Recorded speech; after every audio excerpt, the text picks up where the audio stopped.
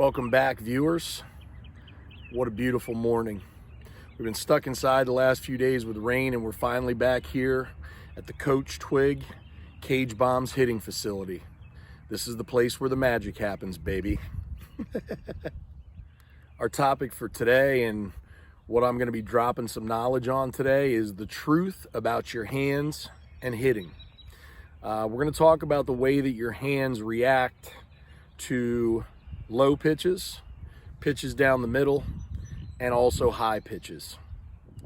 So buckle your seatbelts, grab your bat, and let's get it going. We're going to start this video by working on the pitch that's down before we move to the pitch that's down the middle, and then we're going to work on the pitch that's up. Our hands are obviously very important when it comes to hitting. We can't be hitters without them. But there are ways that our hands can work to our advantage and help to make us better hitters. So if we're starting in our stance and we're talking about what do our hands do on a pitch that's down in the zone, we obviously want to be thinking about a few things. We want to think about the fact that we are still concentrating on what I would call throwing the knob and keeping the hands inside. Those are givens whether the pitch is up, whether it's middle, whether it's down, whether it's in, or whether it's out. So the knob is going to be very important in this process, and keeping our hands between the ball and ourselves. Guys, I can't lie. I was a low ball hitter. If you threw me down, and especially down and in, the baseball wasn't coming back. One thing I could do was hit, and if you gave me that pitch and I let you get away with it, then shame on me. Didn't happen very often. So let's talk about the pitch down. When we get a pitch that's down in the zone, what do our hands have to do? So we are here and the pitch is going to be down. Immediately, I have to think about the end of my barrel or the cup immediately being thrown down towards the ground. I'm almost thinking about it like a golfer. So I'm here, and I've immediately got to get my barrel here. Now, you can see that that's very different than when I get a pitch that I can handle here, or when I get a pitch that I can handle here. I call this throwing the head, or throwing the barrel for some of you younger fans out there. So we are here, and in slow motion, we're going to take the hands towards the pitcher's forehead, and the barrel is going to come down in this direction. We are not trying to get low and become level with the pitch. We don't have enough time to do that. We've got to react, and we have to do it quickly. So again, we are here to there, okay? It is a very quick and brutal movement to there. That's the low pitch. One thing I have to say about the low pitch is this, okay? This bat is only about 2 inches wide.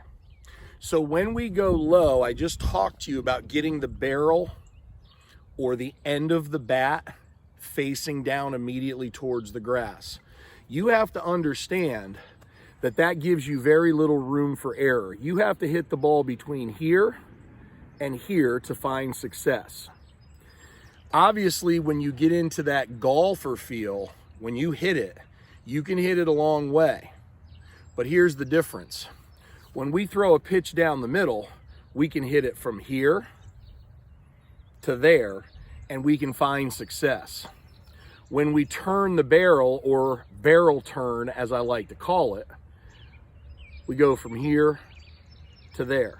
So obviously, pitchers don't like to throw it down the middle because we can get on plane, our bat can flatten out, and now the advantage is in my favor. Why do pitchers try to keep the ball down in the zone? I don't think it's a mystery right now. Keeping it down in the zone gives them a better shot at getting you out. Let's next address the pitch down the middle, but I'm talking about the middle between low, middle, and high. So when I say middle, please don't think throwing it right down the middle and splitting the plate in half. Now, I still don't like my pitchers to throw it in this area. I like to keep the ball down until we get 2 strikes, and then we can attack up if we need to. Or we could go vice versa, and we could start up and work our way down.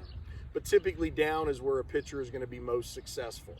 So, in moving into the pitch that is in the middle of the zone, our hands are going to be very similar at the start to when we went after the low pitch. The difference is my barrel is now going to stay more flat, and I'm going to do what's called coming across the tabletop to show you the weapon that I have and how to make it the most beneficial for me. We are here. Knob comes towards the pitcher's forehead. We get to power position, and the bat continues across the tabletop and finishes high. Okay, so the difference between the low pitch and the pitch that's in the middle of the zone is now we are using the entire length of our barrel, and it's now advantage me. When the pitcher puts one there, my barrel is in the zone from now,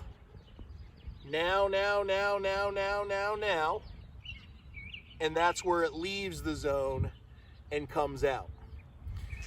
If you ever hear a coach talk about keeping your bat in the zone as long as possible, that's what they're talking about. I know. You're about to say, wait a minute, he's honestly going to go over the pitch up in the zone and how to hit it? I am. Because if you get a pitcher that you can beat, that's a pitch that you can take out of the park any day of the week and twice on Sunday. So the pitch that's up, first of all joking aside, you have to have a limit. You cannot chase up, as your baseball career will be over very quickly if you do so, especially when you get into the velocities of the upper 80s and the 90s. However, if you have a weaker pitcher and you can do what I used to call getting on top of the baseball, as I said earlier, you can take this ball and you can drive it out of the park. You can also turn it into a line drive, a frozen rope, a linea with regularity. However, this is where your hands have to work the most. On the pitch down, we simply drop the barrel. On the pitch down the middle, we were natural, we were free, we came across the tabletop, and we finished high. Our hands have to meet the plane of the ball or get above the ball in order to hit a pitch that's up.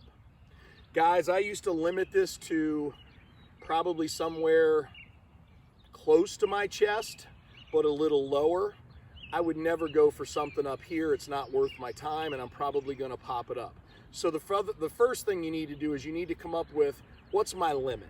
How high am I going to go? How high am I going to climb? But the reason our hands have to do the most is we are in this position. If I get a pitch that's sitting here, I've got to get my hands up, and I've got to come on top of that baby. I've got to find a way to get my barrel to the back of the ball, because if my barrel finds the bottom of the ball, Willie Mays Hayes, you're doing push-ups, buddy, okay? You're popping it up. So what we've got to do is we've got to get here, and we've got to get on top and come down.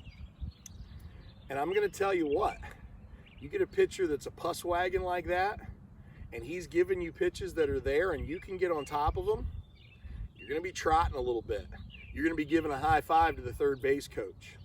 Problem is, we see the pitch coming, our eyes light up and get this big, we forget that we have to get our hands up, we pop it up, and as I said earlier, Willie Mays Hayes, he had a big old chest because we pop it up, we're doing push-ups.